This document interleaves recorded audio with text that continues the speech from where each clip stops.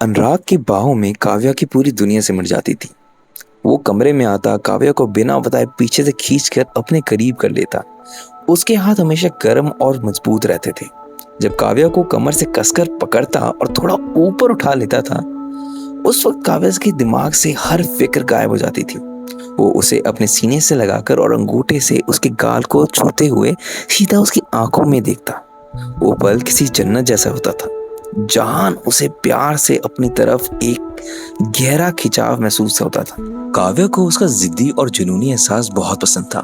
जब वो उसे अपनी बाहों में बींच लेता तो उनके बीच कोई झिझक और शक नहीं रहता था। उसे अच्छी तरह पता था कि काव्या को कैसे खास महसूस कराना। जब तक कि उन दोनों की सांसें एक रिदम में नहीं आ जाती थी, वो तब तक साथ लगे रहते थे। लेकिन अब वो गर्माहट बस एक धुंधली याद बनकर रह गई थी। खिड़की के शीशों पर बारिश की तेज बूंदें गिर रही थी, जिनको सुनकर सन्नाटा में गोलियों की तरह गूंज रहा था। ठंडी हवा एल्युमिनियम के फ्रेम से टकराकर अंदर आ रही थी और गलियारे को ठंडा कर रही थी। रसोई में पुरानी कॉफी की महक बिखरी थी, जो बाहर की नमी में घुल गई थी। रात के करीब 12 बज रहे थे जब अचानक फोन कॉल ने उस सन्नाटे को तोड़ दिया। काव्या रसोई में पास ठिठक गई। चाय के कप पर उसकी उंगली थम गई। दिल एक पल के लिए जोर से धड़का और चेहरे का रंग उड़ गया। आधी रात को ऐसे खबरें कम ही आती हैं और उस अजीब से डर ने उसकी कदमों को भारी कर दिया। उसने कांपते हाथों से फोन उठाया। हेलो। दूसरी तरफ से एक घबराई हुई आवाज आई। उस आवाज के पीछे एम्बुलेंस का सायरन बज रहा था। वो अनुराग को कुलीग था जो पार्टी में उसके साथ था। उसने जल्दबाजी में बताया, सड़क पर फिसलने थी, बाइक अचानक बेकाबू हुई और कंक्रीट डिवाइडर पर जोर से टक्कर हो गई। काव्या के हाथ से फोन छूटते छूटते बजा। उसकी सांसें थम गई। जिस इंसान को मजबूत हाथ कल तक उससे संभालते थे, वो आज इमरजेंसी वार्ड में पड़े थे। हॉस्पिटल की तरफ गाड़ी चलाने एक भयानक सपने जैसा लग रहा था। बारिश से भीगी कांच पर स्ट्रीट लाइट्स की पीली परछाइयां लहरा रही थी। उसने स्टीयरिंग व्हील को इतने कसकर पकड़ रखा था कि उसकी उंगलियां सेफ बैठ गई थी।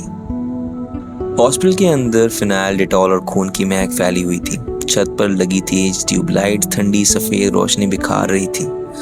संगमरमर की फर्श पर नर्सेस के कदमों की आवाजें गूंज रही थी। वार्ड नंबर 4 में अनुराग के पास पहुंची। वो चद्दर सफेद चद्दर के नीचे पीला और बेशुद्ध पड़ा था। अनुराग बहुत ही ज्यादा बुरी हालत में था।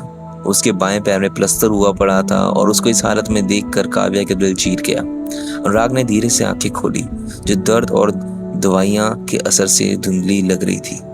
काव्या, उसने बहुत धीमी आवाज में कहा। काव्या तुरंत उसके पास गई, उसके हाथ पकड़ लिया। उसकी हथेली ठंड पर चुकी थी। उसमें वो पुरानी गर्माहट गायब थी। कुछ मत बोलो, उसने अनुराग के माथे से गीला बाल हटाते हुए कहा। मैं यहाँ हूँ, सब ठीक हो जाएगा। तभी डॉक्टर हाथ में एक्सरे रिपोर्ट लेकर अंदर आया। उन्होंने बिना किसी भूमिका के सीधा मुड्डी की बात की। हड्डी 2 जगहों से पूरी तरह टूट चुकी है। डॉक्टर ने एक्सरे की तरफ इशारा करते हुए कहा, हमने सर्जरी कर दी है, लेकिन ठीक होने में बहुत वक्त लगेगा। काव्या का गला सूख गया। डॉक्टर, कितना वक्त? कम से कम 8 से 10 महीने का बेड रेस्ट, डॉक्टर ने शांत होकर कहा। वो इतने दिनों तक पैर पर जरा सा भी वजन नहीं डाल सकता। हाथ से 10 महीने, ये शब्द काव्या के कानों में किसी भारी बोझ की तरह गूंजने लगा। अनुराग की बेबसी को उसका हाथ दबाया। मुझे माफ कर दो काव्या, मैंने सब कुछ तुम्हारे सर पर डाल दिया है। काव्या ने मुस्कुराने की कोशिश की, हालांकि उसकी आंखों में आंसू भर आए थे। ऐसी बातें मत सोचो, हम मिलकर सब संभाल लेंगे। लेकिन जब अनुराग की दवाइयों का असर से दोबारा सो गया तो काव्या के मन में एक गहरा डर महसूस होने लगा। वो गर्माहट, वो छूना, वो सुकून, वो सब एक पल में चुकनाचूर हो गया। अब वो अकेली थी, जिम्मेदारियों की उस लंबे से अंधेरे रास्ते पर, जहां दूर दूर तक कोई सहारा नहीं दिख रहा था।